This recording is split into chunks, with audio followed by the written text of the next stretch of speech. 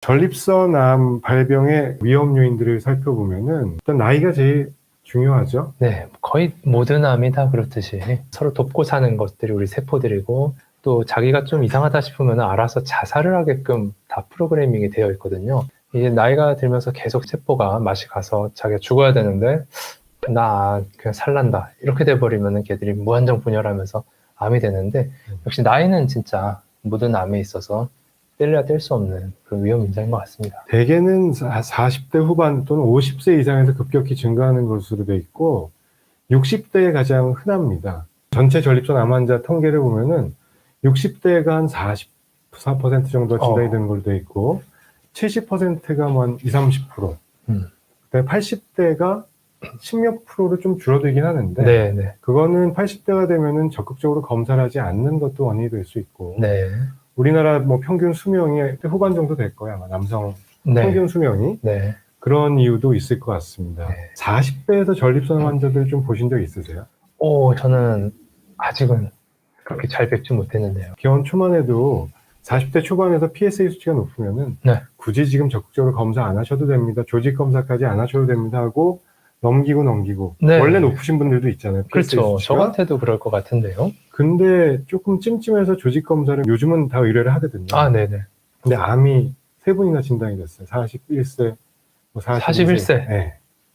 그래서 와, 저희들의 연령은 이제 만 연령이긴 합니다만, 네, 40대 초중반에서도 요즘은 의외로 꽤 보이는 것 같아요. 야, 정말 큰일이네요. 그래서 50세 이후의 암으로만 치부하기에는 경각심을 좀 갖고 봐야 될 것 같고요. 인종. 네. 동양인보단 서양인에 많고 흑인한테 또 많은 걸로 네, 보여요. 흑인분들이 많이 전립선암에 취약하시죠. 이거는 사실 타고난 거라서 어쩔 수 없는데, 저희들 입장에서는 그나마 위협을 조금 한 발 비껴설 수 있는 것 같아서, 동양인이라고 한다면요, 우리가. 그 다음에 중요한 게 가족력 부분인데요. 그래서 직계 가족, 부친, 뭐 형제 이렇게 전립선암 유병률이 높아집니다. 한 2배 정도 발생 확률이 높아질 수 있습니다라고 말씀드리겠지만, 암이라는 게 기본적으로 그렇게 확률이 높은 건 아니기 때문에 2배가 된다고 해도 절대적인 퍼센테이지가 굉장히 높아지는 건 아니거든요. 다만 이제 건강검진 같은 거 하실 때 국가에서 우리 국민들에게 해주는 국가암검진이라는 게 있는데요.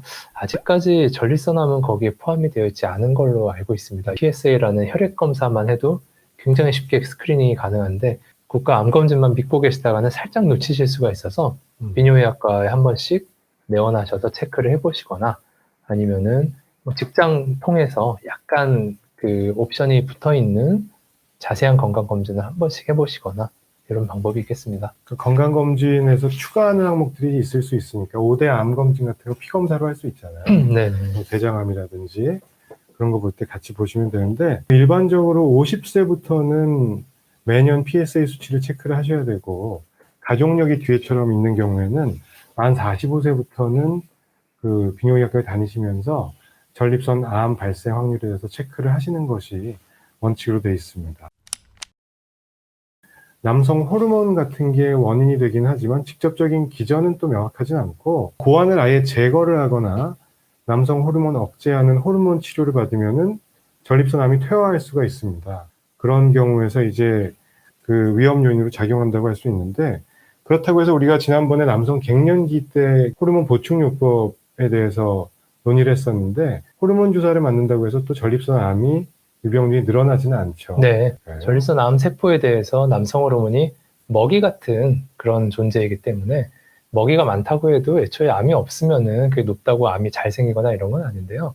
만약에 암이 있는 경우다라고 하면은 남성 호르몬이 그게 먹고 자라는 데 많은 음식 같은 역할을 해서 여러 가지 치료 요법 중에서 남성 호르몬을 줄이는 그런 치료가 있기 때문에 이렇게 기재가 되어 있는 것 같습니다. 그리고 다음은 비만이 전립선암의 유병률을 높인다는 연구도 있고 악성도를 높인다는 얘기가 있긴 한데, 대사성 증후군도 이와 마찬가지로 전립선암 유병률을 높인다는 얘기가 있는데, 또 어떤 연구에서는 당뇨병 환자에서는 전립선암 발생이 떨어진다는 얘기도 있어요.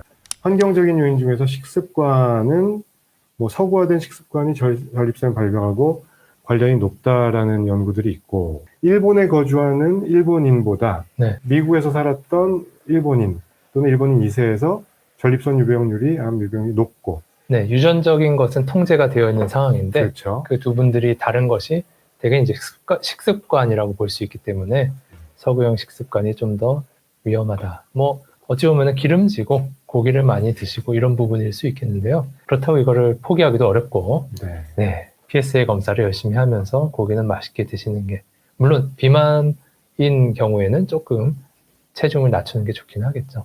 도움되는 음식으로는 뭐 토마토에 함유되어 있는 라이코펜 같은 거, 콩에 들어있는 아이소플라본 이런 것들이 도움이 된다라고 되어 있고, 항산화 작용을 하는 뭐 셀레니움이나 비타민 E 같은 것도 전립선 암 억제에 도움이 된다는 연구들이 있습니다. 네.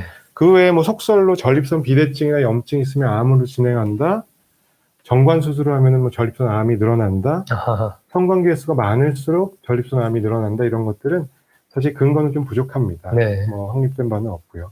흡연도 조금 애매모호합니다. 많은 암들을 흡연이 이제 유발하는 데 반해서 전립선 암은 크게 상관성은 없는 걸로 나와 있기 때문에, 그래서 그 자체가 뭐 다른 많은 질환들을 유발하기 때문에 뭐 이런 얘기가 있다는 거고요. 네.